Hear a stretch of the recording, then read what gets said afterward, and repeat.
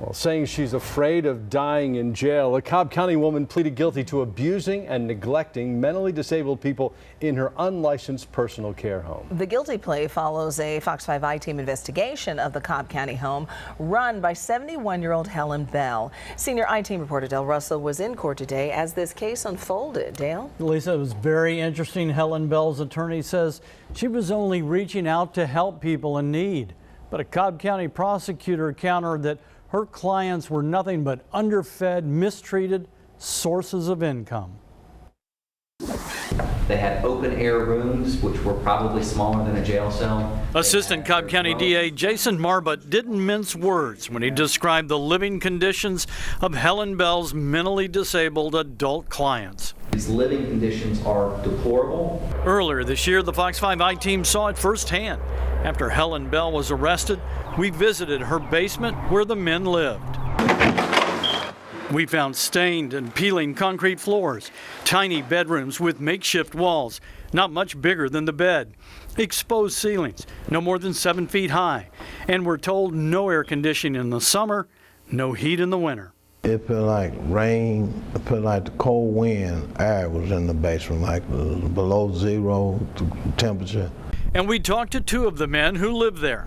Joe Wilson was afraid of the rats. They crawling on the floor, they was under the bed, they ran across the table, the sink, and they was everywhere. Robert Bacon couldn't forget the stench of the open, broken toilet that sat in the middle of the basement. What did it smell like? Not too good.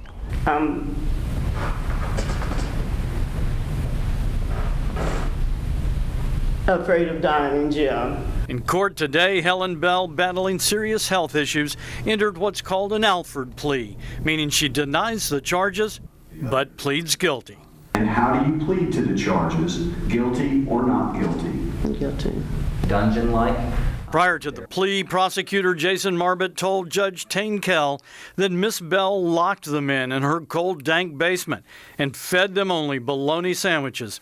Marbutt said Robert Bacon once got out and was arrested for panhandling. Miss Bell, his caregiver, never bailed him out, but took his disability check every month for more than a year. These men were treated like commodities. They were a source of income. There was no false imprisoning. Helen Bell's attorney, Carrington Matthews, told the judge Helen Bell gave the men keys to those locked doors, was trying to renovate a home she didn't own, and often cooked for her clients. That's something we didn't hear when we talked to them. Travis was hungry, and Robert was hungry, and I was hungry. And Judge Tain Kell will sentence Helen Bell in June. Prosecutors are also moving forward on their abuse case against Helen Bell's daughter, Sheila Hawkins. She owns a therapy center used by these men. She's also claimed she is innocent.